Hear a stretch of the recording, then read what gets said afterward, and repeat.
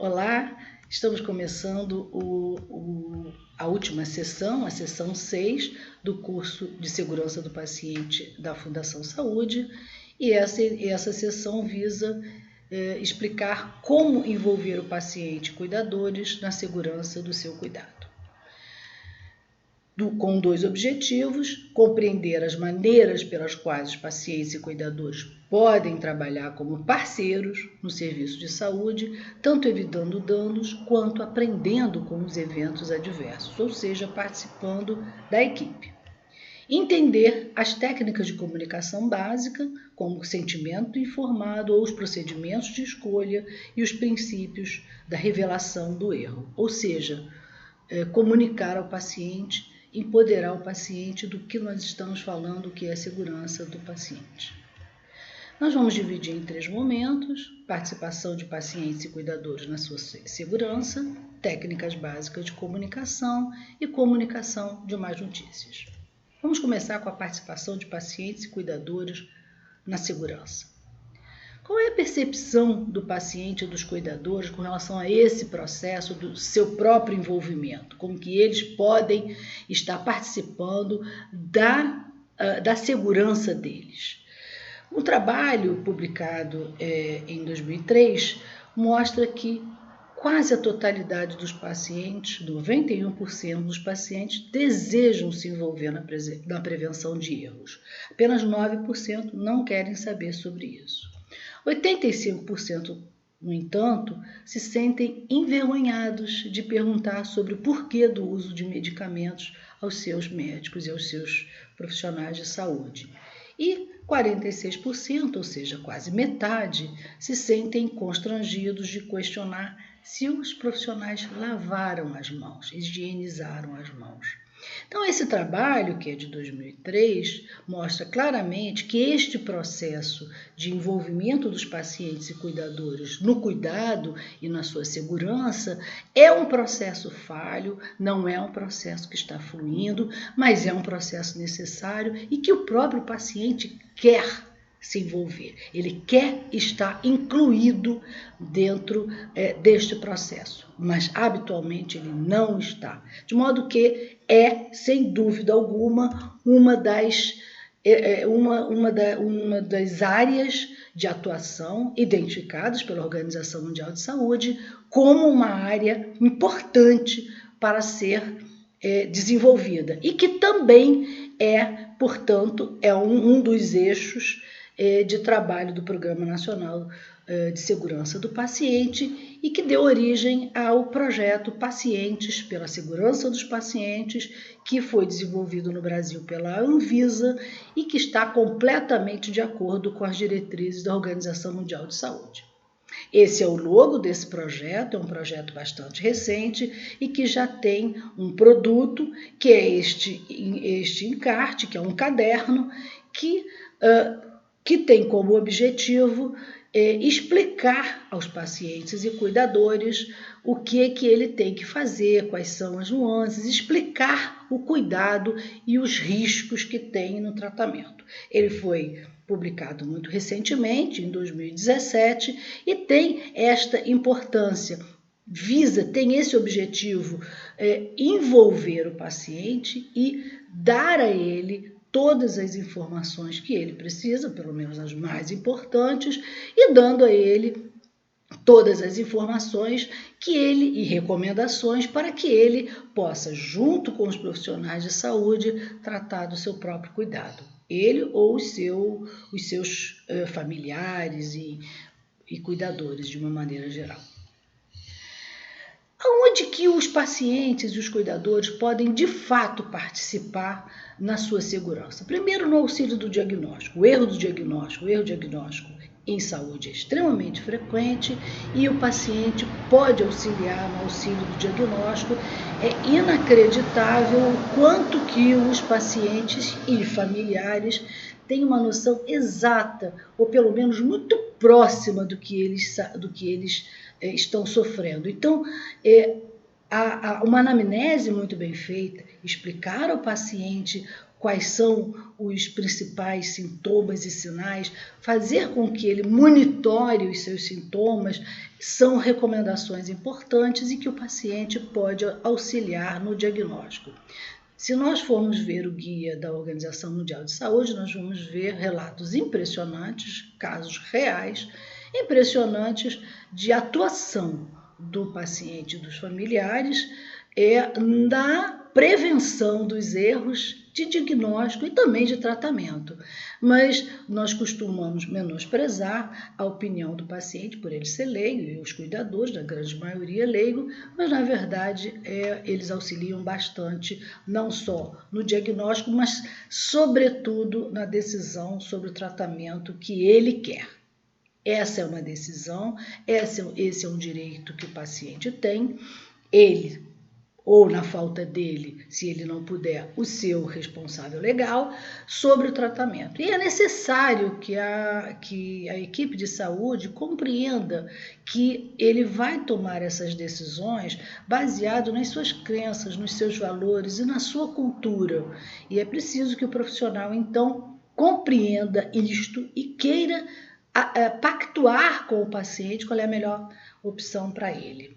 Ele também auxilia na escolha de um prestador de serviço experiente e seguro. Ele tem o direito de escolher aquele profissional, geralmente o médico, mas também outros da equipe, aquele profissional que seja mais empático com ele, que ele tenha mais empatia, que ele tenha mais segurança em tratar com aquele paciente. Certamente é um direito e essa participação dele é muito importante.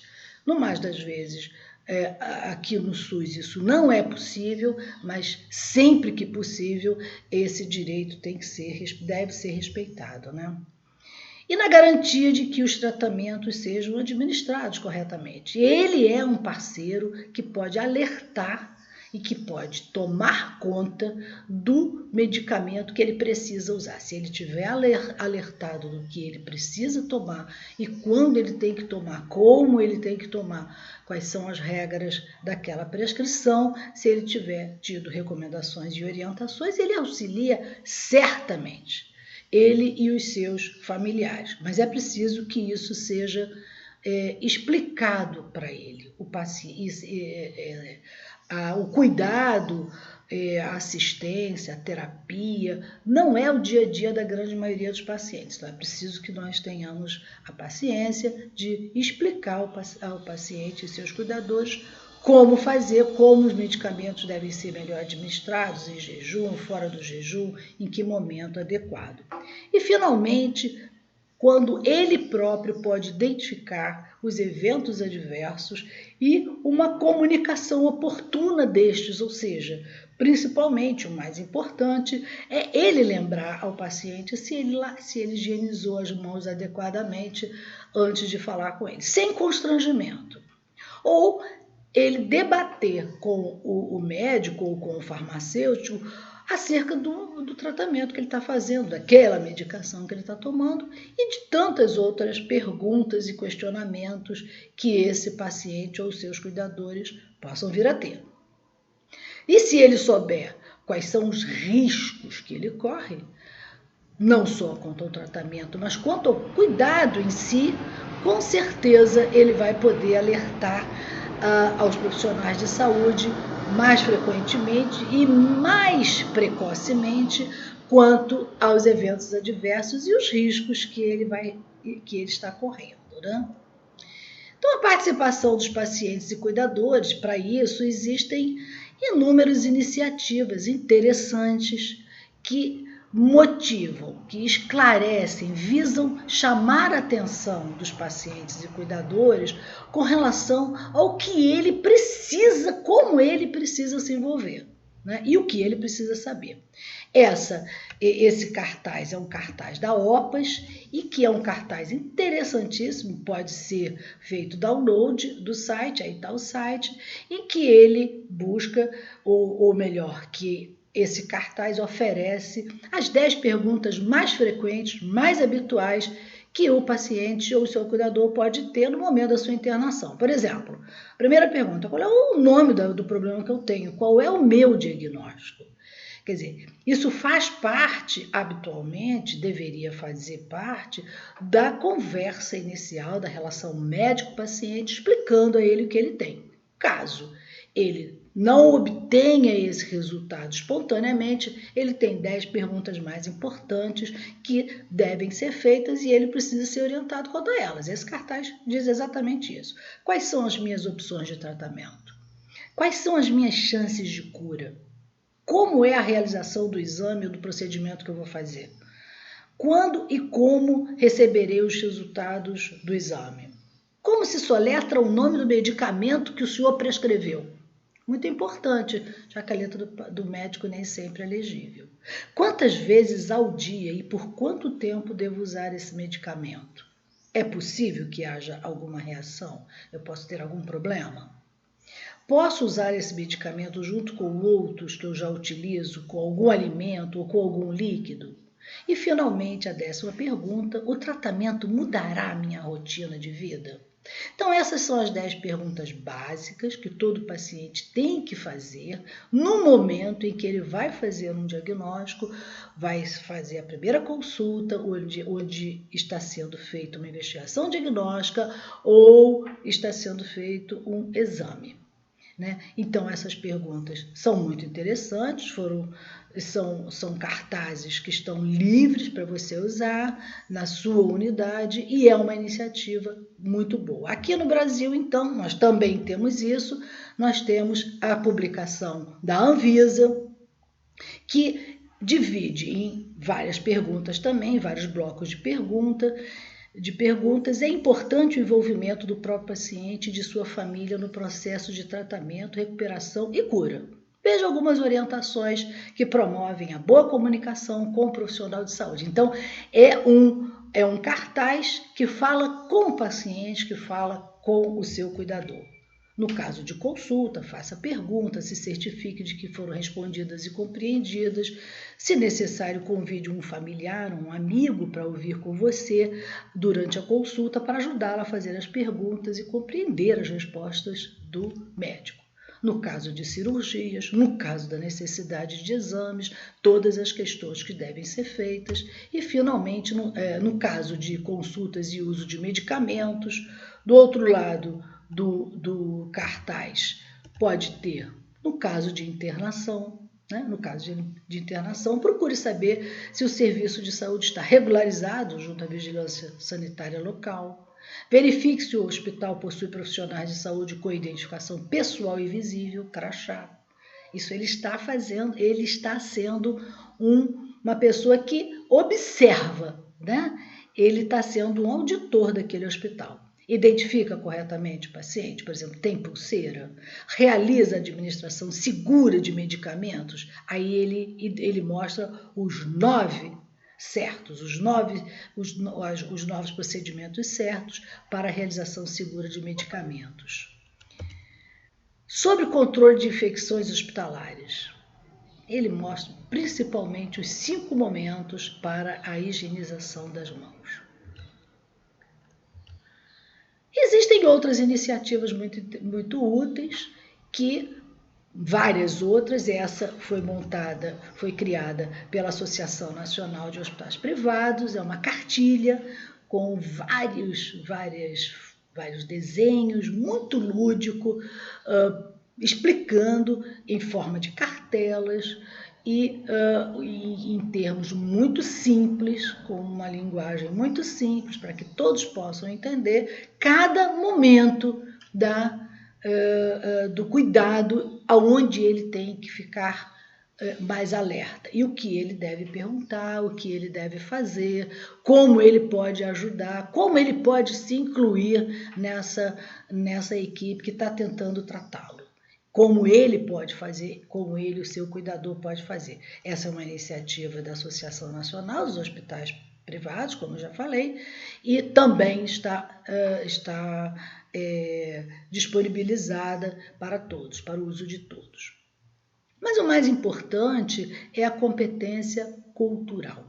Competência cultural é um conjunto de conhecimento, habilidades e atitudes que um profissional de saúde tem que desenvolver para poder fornecer de maneira respeitosa e oferecer uma comunicação eficaz, honrando os seus entendimentos e abordagens, os entendimentos e abordagens do paciente, baseados na cultura, respeito, na saúde da doença, nas crenças, nos valores, na cultura do paciente. É entender fundamentalmente como que aquele paciente culturalmente compreende a sua doença e como ele pode ser abordado. Como ele pode ser abordado para o seu próprio cuidado, para a atenção ao seu próprio cuidado. E se eu disse que é um conjunto de conhecimento, habilidades e atitudes, a gente vai citar algumas delas, isso faz parte, competência cultural faz parte de um trabalho, o que diz respeito aos conhecimentos e habilidades, diz respeito que o profissional tem que saber se comunicar. Em primeiro lugar, tem que saber se comunicar. E saber se comunicar, a gente já viu em sessões anteriores, a comunicação do profissional com o paciente tem que inicialmente respeitar a cultura dele. Se ele não compreende se é um paciente, se é uma criança, por exemplo, você tem que usar termos lúdicos que a criança consiga entender. Da mesma forma, se for uma pessoa mais idosa, se tiver algum distúrbio cognitivo, ou mesmo se não conseguir compreender ou não está em condições de compreender, é preciso que o profissional de saúde tente, de alguma forma, se comunicar com aquele paciente. Comunicação, nós sabemos, é passar uma informação e ter a garantia do seu entendimento perfeito. O segundo conhecimento e habilidade é saber se comportar diante de um paciente. Saber se comportar diz respeito também à comunicação do corpo, a comunicação não verbal.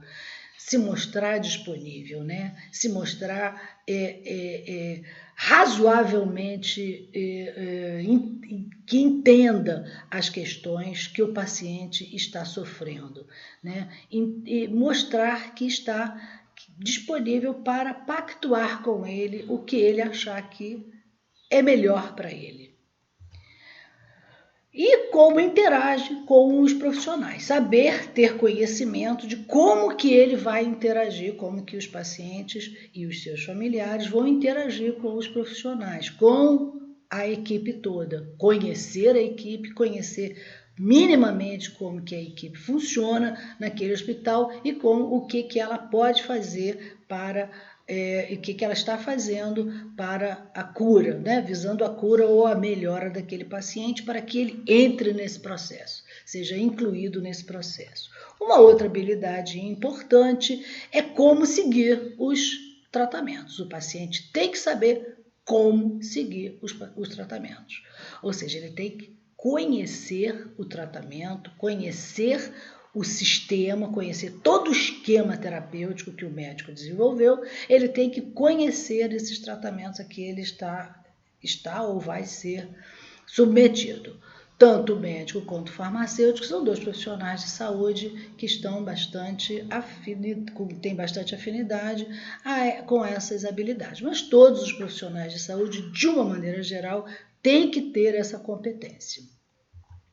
E que atitude o profissional de saúde tem que ter? Qual é o comportamento, né? Já que a gente falou que é um conjunto de conhecimentos, habilidades e atitudes, a primeira delas, ele tem que estar disposto a se adequar às diferenças. Diferenças culturais, diferenças religiosas, diferenças de crenças. Senão não seria possível um médico católico tratar um indígena ou tratar um judeu. Não é possível que essas diferenças culturais, religiosas e de crenças possam interferir de forma negativa no tratamento. Então, a primeira atitude que o profissional de saúde tem que tomar é se adequar às diferenças, fazer com que essas diferenças não interfiram de forma negativa, pelo contrário, tem que interferir de forma positiva, tem que ajudar.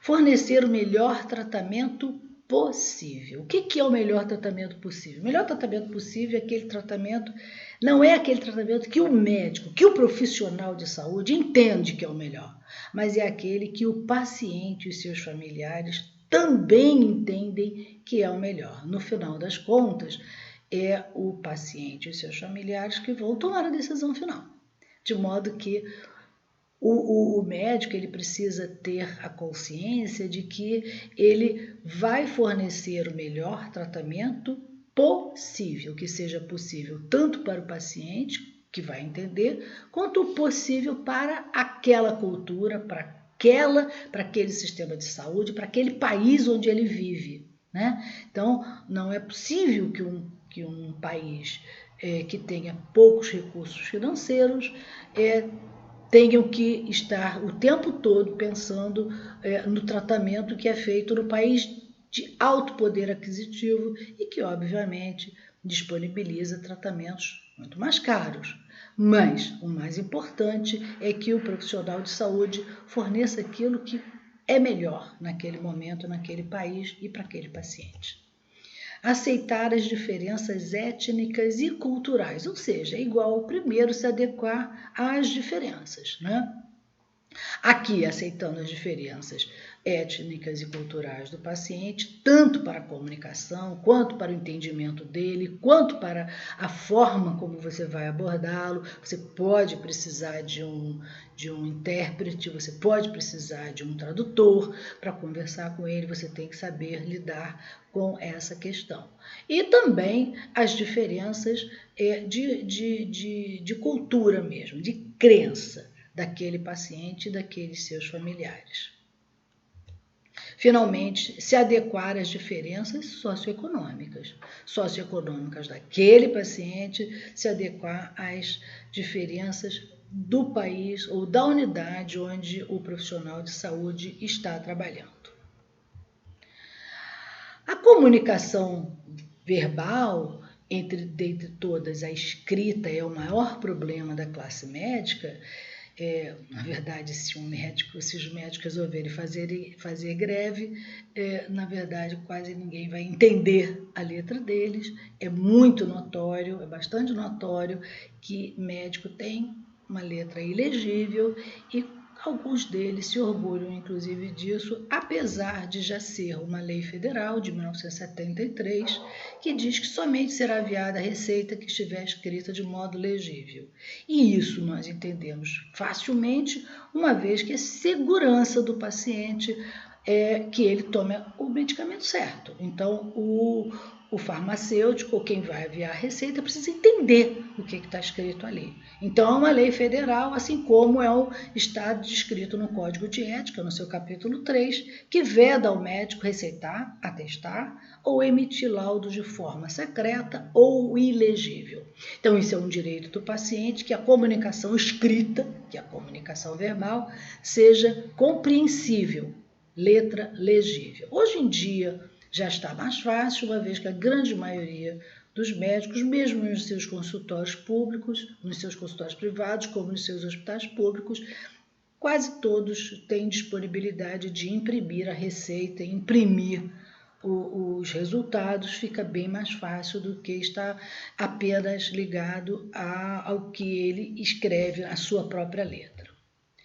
E a comunicação não verbal? A comunicação não verbal ela é importantíssima, nós já vimos em aulas anteriores, nós já vimos principalmente hoje, onde nós estamos querendo conversar com o paciente, o que nós estamos falando hoje é da comunicação entre o profissional de saúde e o paciente. Essa comunicação precisa ser prestada muita atenção, o indivíduo, tanto o aluno que vai ser um futuro profissional de saúde, quanto o próprio profissional de saúde, tem que desenvolver essa habilidade não técnica que é de comunicação com diversas pessoas de diversos níveis culturais. Então, nós já sabemos que o corpo fala, né? Quando você faz algum determinado trejeito com o corpo, com as mãos ou com o rosto, sobretudo, você está querendo passar algum tipo de informação. E esses sinais contribuem com mais de 90% para a comunicação, como nós já vimos anteriormente, né? Muito mais do que o próprio teor do assunto, das palavras que você está usando. Então, são sinais positivos de que você está disponível para o paciente, né? Mostrar-se disponível. olhar o interlocutor com empatia e respeito, ouvir e respeitar as perguntas de forma gradual, não querer ser rápido demais, porque aquilo que é o seu dia a dia, que é o dia a dia do profissional, é uma coisa extremamente extraordinária para o paciente. Às vezes é a primeira vez que ele está doente e ele já tem até alguma certa idade. E ainda que ele tenha muito conhecimento, possa ser um advogado, um professor, um engenheiro, ele não conhece aqueles termos técnicos que costumam ser o jargão profissional dos profissionais de saúde. Então é preciso que a gente tome cuidado com como nós vamos falar sobre as perguntas que nós vamos ouvir e fazer para aquele paciente. Tem muita tranquilidade, de forma gradual a gente vai mostrando para o paciente e vai entendendo o que ele quer saber. E, finalmente, encorajar os pacientes e seus familiares a perguntarem, serem esclarecidos, não deixar nenhuma dúvida, ou pelo menos grande parte das dúvidas serem sanadas, sempre que possível, a cada encontro do profissional, daquele profissional com aquele paciente ou com aquele cuidador familiar. A segunda parte dessa sessão diz respeito às técnicas básicas de comunicação, que é, de fato, uma habilidade não técnica a ser desenvolvida por todo. Quais são as técnicas básicas de comunicação? Diz respeito ao consentimento, passar o termo de consentimento livre e esclarecido e saber o que os pacientes precisam saber.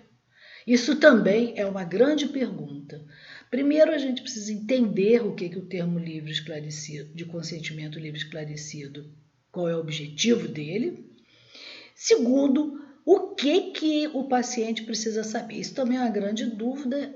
Alguns profissionais procuram não dizer, omitir algumas explicações, algumas informações dos pacientes. O que ele precisa saber, o que precisa estar nesse consentimento informado, e isso nós temos uma ferramenta que em inglês tem o acrônimo de SEG, para que a gente possa seguir para poder ter uma técnica básica de comunicação, tanto na passagem do consentimento livre esclarecido, quanto em qualquer momento que você queira se comunicar com o paciente e seus familiares.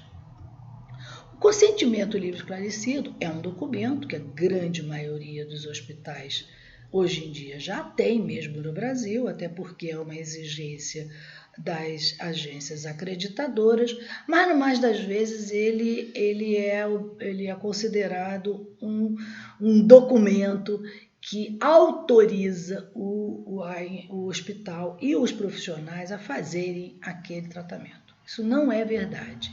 Ele não pode se limitar a uma simples coleta de assinatura, que é o que normalmente os hospitais estão fazendo. O paciente chega para se internar, chega na recepção e a recepcionista passa, olha, assina aqui e faz um xizinho para ele assinar ali. Ele obviamente não vai ler e vai assinar. Esse é um termo de consentimento livre esclarecido que não tem objetivo qualquer, até porque, sob o ponto de vista jurídico, ele também é muito questionável e pode ser questionado a qualquer instante, principalmente se foi assinado desta forma.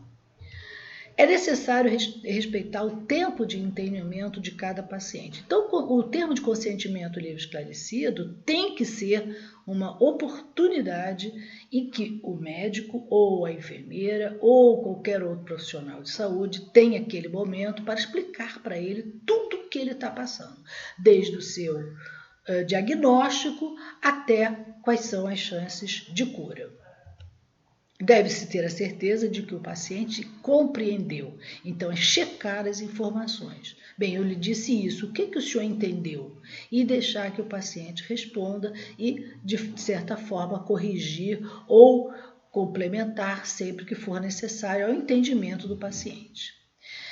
O termo de consentimento livre esclarecido, ele é dividido basicamente, geralmente, em duas fases. Na primeira fase, ele tem termos, tem um texto que informa o paciente sobre a sua situação clínica. E num segundo momento, ele tem algum texto, alguns elementos que o auxiliam no processo de decisão do cuidado. Decisão quanto vou fazer o tratamento ou não vou fazer o tratamento, quero fazer esse exame ou não quero fazer esse exame. Esses dois elementos fazem parte do consentimento livre esclarecido e é preciso que neles, nestes momentos, o profissional ganhe algum tempo se comunicando, explicando ao paciente o que ele tem, quais são os riscos que ele corre, como a gente vai ver a seguir. O que os pacientes precisam saber? E é geralmente o que devem estar na primeira parte, nos elementos do termo de consentimento livre esclarecido. Deve estar naquela primeira parte, que é um momento em que ele é esclarecido sobre tudo o que se passa com ele. O que ele precisa saber? Em primeiro lugar, o problema principal que ele tem.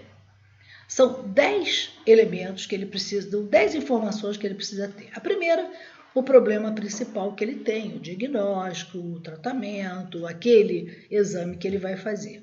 O segundo é o grau de incerteza desse diagnóstico.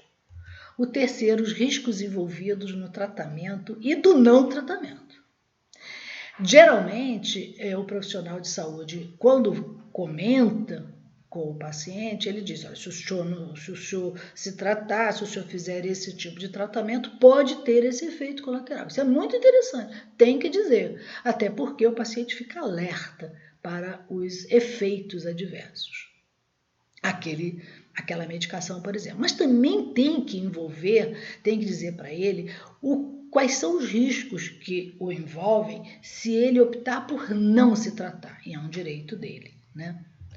Os benefícios esperados no tratamento proposto e na investigação diagnóstica. E também se ele optar por não se tratar. Tem algum benefício nisso? Às vezes tem. Por exemplo, um paciente que não queira ou que seja idoso e que não queira submeter um tratamento de muito sacrifício, geralmente são tratamentos quimioterápicos, tratamento de doenças mais graves, renais, os benefícios que seriam o não passar por tantas adversidades do próprio tratamento, que sem dúvida alguma alguns são muito sacrificantes. Então, os benefícios esperados do tratamento proposto, da investigação diagnóstica e da opção de não tratar. Quando o tratamento deve começar? Eu preciso começar agora? Eu tenho uma viagem para fazer. É necessário que comece agora. E por quê? Vai mudar o meu quadro clínico se eu retardar um pouco, né? Então, quando o tratamento tem que começar? Quando é que eu terei mais benefício em começar o tratamento? Qual é a duração desse tratamento? A disponibilidade e custo dos procedimentos. Mesmo que nós estejamos numa unidade do SUS, uma unidade pública de saúde, onde o paciente não paga pela internação, mas há vários custos embutidos nisso que é preciso que ele saiba. Como, por exemplo, alguém da família vai parar de trabalhar para ficar com ele, eventualmente, porque ele vai ficar em casa e alguém da família vai ter que tratar. Ou algum medicamento que o SUS não forneça e que ele precisa comprar, algum exame que ele vai precisar fazer e que o SUS também não tem disponibilidade naquele momento, aquela unidade não tem. Então, a disponibilidade de custos e procedimentos, tanto que você tenha certeza que ele vai precisar, ou mesmo, olha, eventualmente você pode precisar desse ou daquele exame e que é preciso que você tenha disponibilidade orçamentária para arcar com esse custo. O prazo estimado de recuperação, quanto tempo eu vou estar recuperado, em média, qual é essa estimativa? As alternativas existentes, eu estou fazendo uma proposta, uma programação terapêutica, mas quais são as outras opções que eu teria, né? E explicando uma a uma. E, finalmente, a capacitação profissional da equipe. A capacitação profissional da equipe pode parecer que para o SUS não tem a ver, mas tem também. O paciente ele tem o direito de escolher o profissional ao qual ele tem mais confiança. E mesmo na privada, com certeza, ele não só escolhe, mas às vezes ele escolheu o cirurgião e o cirurgião traz a sua equipe, né? Traz o anestesista, o obstetra traz o seu neonatologista. Ainda assim, o paciente tem o direito de escolher e saber da capacitação da equipe. Olha só, eu estou trazendo essa neonatologista, ela tem experiência nisso, nós confiamos muito nela, e enfim, é preciso que o paciente seja informado quanto à capacitação de todos que o estão tratando, né? De todos que estão envolvidos no tratamento dele. A ferramenta SEG, como eu falei, é uma técnica básica de comunicação e essa ferramenta, ela meio que dá origem a todas as outras técnicas de comunicação com uma ou outra variação. Ela é, como sempre, um acrônimo, onde a primeira letra quer dizer alguma coisa. Nesse caso aqui é um anglicismo, em quase todos os casos é um anglicismo, onde o S é de set the stage, ou seja, prepare o encontro, prepare o cenário. Preparar o cenário significa dizer escolher o local melhor para você atender o paciente, um local calmo, tranquilo, uma sala à parte, que não haja barulho, que garanta o sigilo daquela informação, onde você possa se sentar para conversar com o paciente, nunca dê uma informação qualquer para o paciente, em pé, no corredor.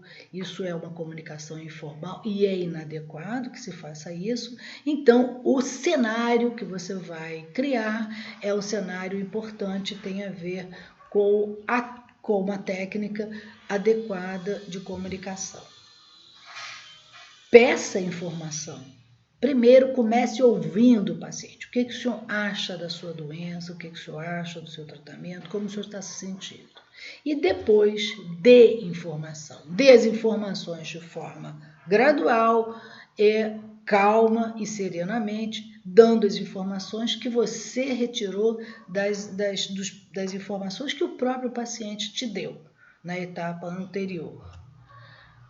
Entenda a perspectiva do paciente. Esse é o momento mais importante e mais crucial das técnicas básicas de comunicação. Entenda e, mais que isso, demonstre que entendeu, né? Através de técnicas de comunicação não verbal, através de palavras mesmo, dizendo que estou compreendendo tudo que o senhor está dizendo, o senhor está dizendo isso, isso e isso, e aí você o deixa mais à vontade para pactuar com você o que é melhor para o tratamento dele. Finalmente, termine o encontro.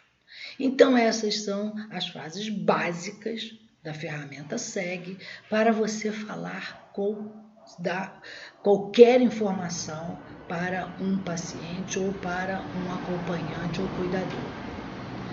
A última etapa do nosso trabalho aqui hoje é falar sobre a comunicação de más notícias. Nós, profissionais de saúde, quase que diariamente estamos envolvidos em comunicações de más notícias. Claro, ou a má notícia de que o paciente não respondeu ao tratamento, ou que ele tem um diagnóstico muito ruim, ou que não tem tratamento, ou que está numa fase muito difícil. São comunicações de más notícias e é necessário que a gente tenha um cuidado especial nesse momento para fazer essas comunicações. Existem 3 protocolos básicos e quase todos eles seguem o protocolo muito antigo chamado protocolo SPIKES, que já é utilizado há muitos anos pela psicologia médica. O segundo é a revelação do erro daquela empresa, daquele hospital, que nós chamamos de disclosure ou open disclosure, onde o médico profissional de saúde vai dizer ao paciente, vai revelar ao paciente e aos seus familiares que erraram e pedir as desculpas, e são essas duas, as duas comunicações de más notícias. Essa revelação do erro do disclosure tem três técnicas que a gente vai falar daqui a pouco. O protocolo SPIKES também é um acrônimo, onde cada letra significa uma coisa. Prepare-se para o encontro, o Setting Up the Interview, mesma coisa do protocolo SEG, né? Preste atenção às percepções do paciente. E, principalmente, convide, motive o paciente para discutir os detalhes do que ele está falando. Motive o paciente a falar. O paciente que fala tem mais chance, tem muito mais condições de se sair bem daquela comunicação, de receber aquela má notícia que você vai dar. Conheça os fatos, conheça tudo que está no entorno daquele paciente para você poder utilizar melhor, né, explorar melhor esses fatos para poder dar as notícias, a notícia que você vai dar, a má notícia que você vai dar para ele. E principalmente, explore as emoções. Isso são técnicas que geralmente os psicólogos se utilizam delas. E mostre principalmente empatia. Mostrar empatia é mostrar que você está entendendo, está se colocando no lugar daquele paciente. Planeje os próximos passos com o paciente ou familiar, ou seja, não dê a má notícia e vá embora. Planeje os próximos passos, então nós vamos seguir assim. O próximo passo será a gente ver o diagnóstico, como é que ele está seguindo, deixar alguma perspectiva no ar de que há um segmento, nós não estamos fechando a questão. Então, o protocolo SPIKES, que é um protocolo bastante antigo, ele tem essas fases, são 6 fases, e que são fases que geralmente, como nós vamos ver agora, são utilizadas também no disclosure, que também é uma má notícia, claro. A revelação do erro, que é o disclosure, é uma má notícia, sem dúvida, mas é uma má notícia seguida de uma notícia e 2 notícias, ou seja, erramos e você é a vítima. São 2 más notícias. Uma que houve um erro com aquele paciente e outra que ele é a vítima daquele erro, ele foi vítima daquele erro. Existem 3 protocolos, esse é o primeiro protocolo mais antigo, é de 2006, é o protocolo de Harvard, protocolo muito interessante, que está publicado pela Harvard University, e ele segue mais ou menos aquelas mesmas sequências, fases do SPIKES. Preparar o terreno, preparar o cenário, né? Um lugar reservado, se sentar, botar o paciente sentado, de preferência vamos tomar um cafezinho, um chá, iniciar a conversação, apresentar os fatos, o que aconteceu, sem dar nomes, mas apresentar os fatos, apresentar os erros, ouvir o paciente ativamente. Geralmente a repercussão de um erro tem as mais variadas atitudes com relação do paciente e dos seus familiares. Ouvir atentamente o que eles têm a dizer. Demonstrar que você ouviu, demonstrar que você respeita a opinião deles e que você está disposto a ouvir sempre. Concluir a conversa e registrar tudo que você ouviu. Este é, de forma muito sucinta, o Open Disclosure aplicado pela Universidade de Harvard, e ele é de 2006. Mais recentemente, em 2011, o protocolo australiano, o grupo canadense, também criou o seu protocolo, que é o protocolo publicado em 2011, e que tem todas aquelas fases e mais uma, que é a perspectiva do paciente. Entender a perspectiva do paciente, entender a perspectiva ética daquele caso e a perspectiva da própria empresa de saúde. Tudo isso tem que ser discutido com o paciente, além de todas as outras. Este esta publicação, uma publicação bastante detalhada, bem completa e bem densa. E, finalmente, a de 2013, essa sim, é o protocolo australiano, que também é bastante denso e que tem como grande trunfo o apoio à segunda vítima, o apoio aos funcionários e a garantia da confidencialidade. Comunicação aberta é imediata, reconhecimento que houve o erro, expressão de pesar e desculpas, reconhecer a expectativa do paciente, da pessoa que o apoia, o seu cuidador ou o seu familiar, e essas duas grandes novidades, que seria o apoio ao funcionário, um apoio completo ao funcionário, inclusive psicológico, clínico, ao funcionário ou aos funcionários envolvidos no erro, e a garantia da confidencialidade. Esse protocolo australiano ainda está vigente, é bastante denso, muito interessante, explica cada uma dessas fases de forma detalhada, termos que você deve usar. No entanto, é importante lembrar que esses 3 protocolos dizem respeito a 3 locais com legislações diferentes. Cada um tem a sua legislação, então é preciso que você, que está pensando em fazer o disclosure, em aplicar o disclosure, compreenda que a legislação do seu país, a legislação onde você está, e também a legislação da empresa em que você está trabalhando, onde o erro ocorreu. É preciso que tudo isso seja discutido.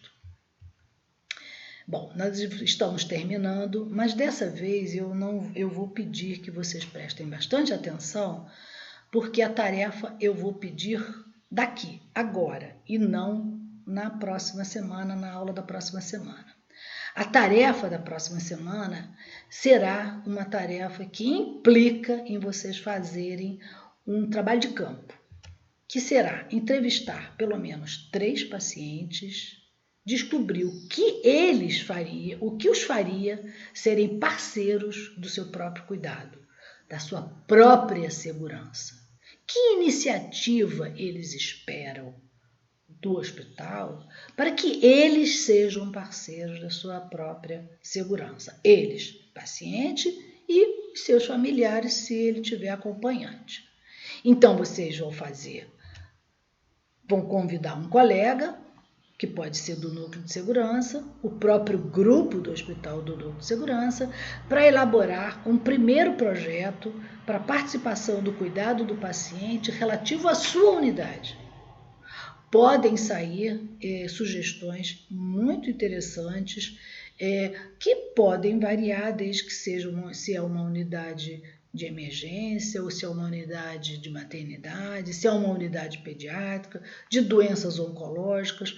As sugestões podem ser inúmeras. De qualquer forma, eu gostaria que na próxima aula a gente já abra a aula com cada hospital dizendo como foi essa entrevista e o que vocês estão sugerindo como um procedimento, um processo de envolvimento do paciente e familiares na sua segurança. Muito obrigada e até lá.